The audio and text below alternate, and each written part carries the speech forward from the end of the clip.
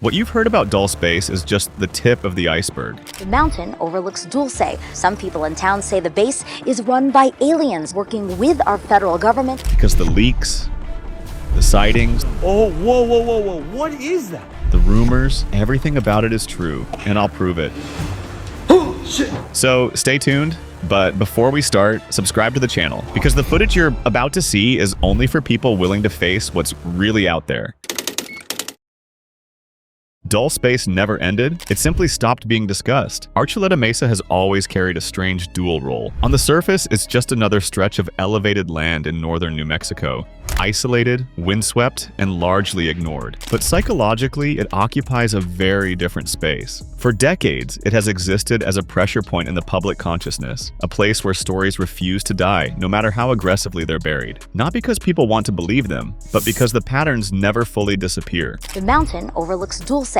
Some people in town say the base is run by aliens working with our federal government to conduct mind control and genetic experiment. That's the mistake most people make when they talk about Dulce. And what's happening now isn't a revival, it's continuation. In late 2024 and throughout 2025, reports began resurfacing, not from the usual conspiracy forums, but from everyday observers with cameras, timestamps, and no larger narrative to push. On November 25th, 2025, in Temecula, California, two luminous orbs were recorded appearing and disappearing rapidly in the night sky. Zoomed-in footage shows them shifting color, blinking in and out with no visible propulsion, no sound, and no conventional flight pattern. The movements weren't dramatic. That's what made them unsettling. They behaved like something operating with intent, not spectacle. Oh, whoa. What is that? Then, on December 10th, 2025, in Chula Vista, three bright objects appeared in a clean L formation. They remained completely stationary, long enough for disbelief to set in, before slowly merging into fewer points of light, as if collapsing into themselves. No sonic boom, no aircraft noise, just controlled movement and disappearance. On their own, these incidents don't prove anything, and that's the point. Dulce has never announced itself with a single undeniable event. Instead, it reveals itself through repetition, through consistency, through small anomalies that align too cleanly over time to be dismissed as coincidence. Around the same period, ranchers near Archuleta Mesa reported fresh cases of cattle mutilation. The same hallmarks seen for decades: surgical precision, no blood, no tracks, organs removed without disturbance to surrounding tissue. We were driving in Oregon and we heard this crazy story about cattle mutilation where 6 bulls were found mutilated with their sex organs precisely removed. There's not one drop of blood seen, no signs of predators, and the ranchers think something malicious was happening. Unmarked black helicopters were once again spotted flying low over restricted areas. Locals described a familiar heaviness in the air, an instinctive unease that didn't need explanation. And then about 2 or 3 days after the incident, I seen another helicopter looked exactly like the first one, flying extremely low, all by itself, and more of a gray-green color than a camouflage color if it was military. But military doesn't fly low like that. Dulce isn't a story being retold. It's a process still running, out of sight, under layers of denial, waiting for attention to drift again. If Dulce were just a collection of strange sightings and unsettling stories, it would have collapsed under its own weight decades ago. Rumors don't sustain themselves for half a century without structure. Systems do. What the previous pattern makes clear is that these aren't isolated incidents bleeding into each other by coincidence. They orbit something heavier, something with gravity, and gravity by definition implies mass. A facility beneath Archuleta Mesa, if it exists at the scale consistently described, could not function without state-level involvement. Deep underground construction alone requires years of geological surveys, controlled blasting, waste removal, reinforced access shafts, power redundancy, water recycling, and ventilation systems capable of sustaining thousands of occupants. These aren't capabilities of private contractors working in secret. They are the logistical fingerprints of governments. And this isn't speculation. The United States already operates confirmed deep underground military bases. Cheyenne Mountain is public, Raven Rock exists, Mount Weather exists. These places have a lot in common with what people usually say about Dulce. They've got limited airspace, tough underground levels, self-sufficient systems, and total secrecy when it comes to their budgets, which raises a more uncomfortable point. If Dulce were just a story, it would have been dismissed pretty easily. People would have laughed it off once and then moved on. But instead, there's nothing but a big emptiness around it. No solid denials from anyone, no investigations leading to any real answers, no efforts to clear things up. That's where the whistleblowers step in. people who say they worked in the facilities. They've dropped some crazy revelations that are hard to believe. But before we dive into that, make sure you subscribe to this channel and share it with your friends.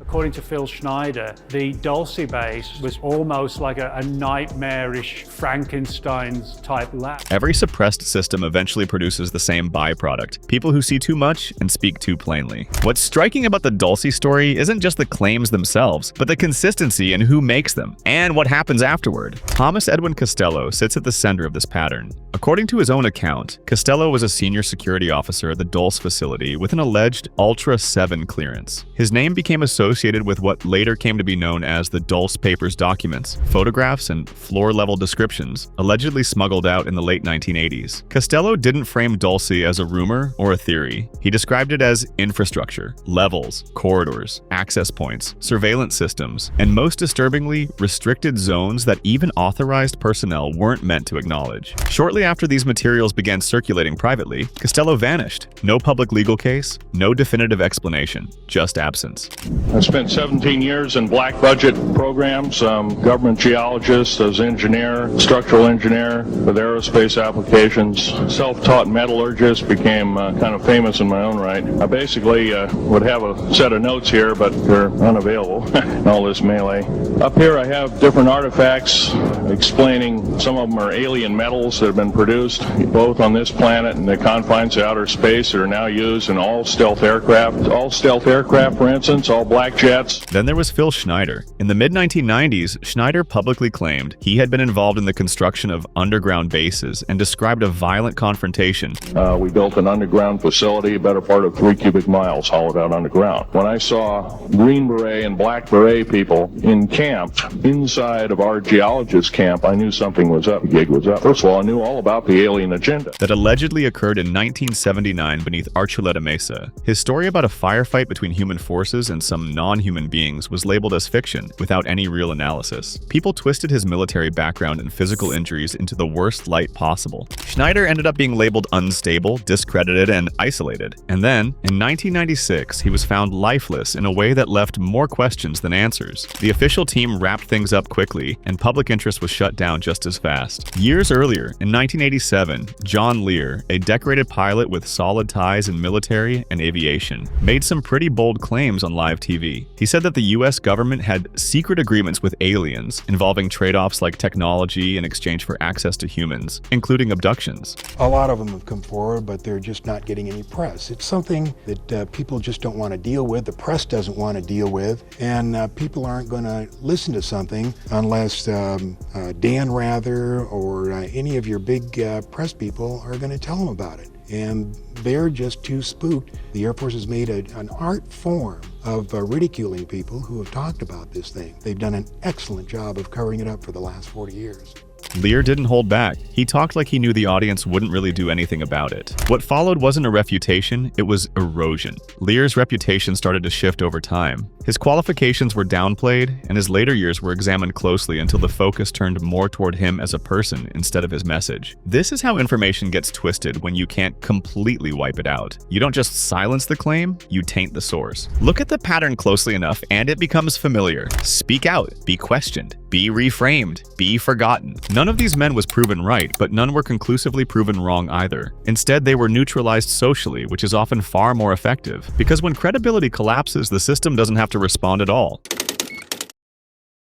Across decades, accounts converge on the same architecture. Upper levels that feel almost ordinary. Security checkpoints, offices, surveillance rooms. The kind of infrastructure that wouldn't raise eyebrows if it were ever acknowledged. But then come levels 6 and 7, the point where Dulce stops resembling a base and starts resembling a containment system. This is where Nightmare Hall enters the picture. Multiple testimonies describe long, sterile corridors lined with tanks. Thick glass, greenish or amber fluid. Inside them, forms suspended mid-development, some almost human, some clearly not. Others are described as wrong in a way that's hard to articulate. Extra limbs, distorted proportions, features that don't belong together. Not monsters in the cinematic sense, but biological failures, or prototypes. Abductee accounts, often dismissed in isolation, become harder to ignore when placed side by side. People who never met, from different countries, decades apart, describing the same vats, the same partially formed beings, the same tall gray figures observing without emotion. Humans aren't described as collaborators here, they're described as inputs. That distinction matters. In these accounts, humans aren't staff on the lower levels. They're material, subjects, inventory. Some witnesses recall cages, others remember surgical tables, stained and reused, muffled cries echoing through sealed rooms. And beneath it all, the sense that nothing happening there was experimental in the early stage sense.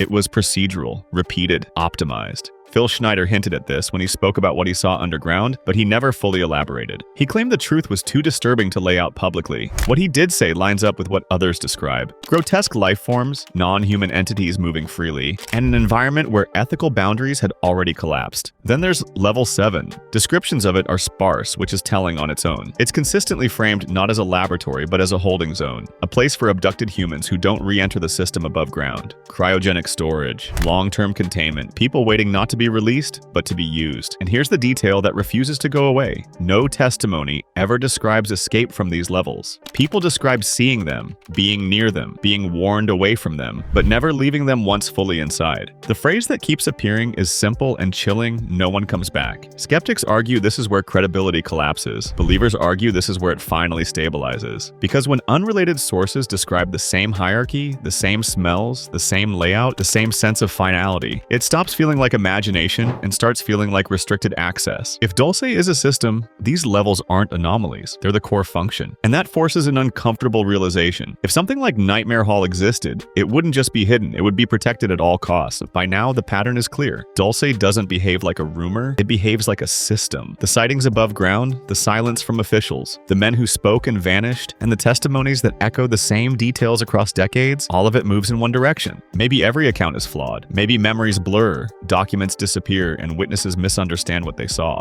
But systems don't form out of coincidence. Whether Dulce is a base, a collaboration, or something far stranger is up to the audience to decide. This series only lays out the pieces. What they form depends on who's willing to look. If this investigation deserves to stay alive, support the channel, subscribe, and stay alert. Some stories don't end, they just wait.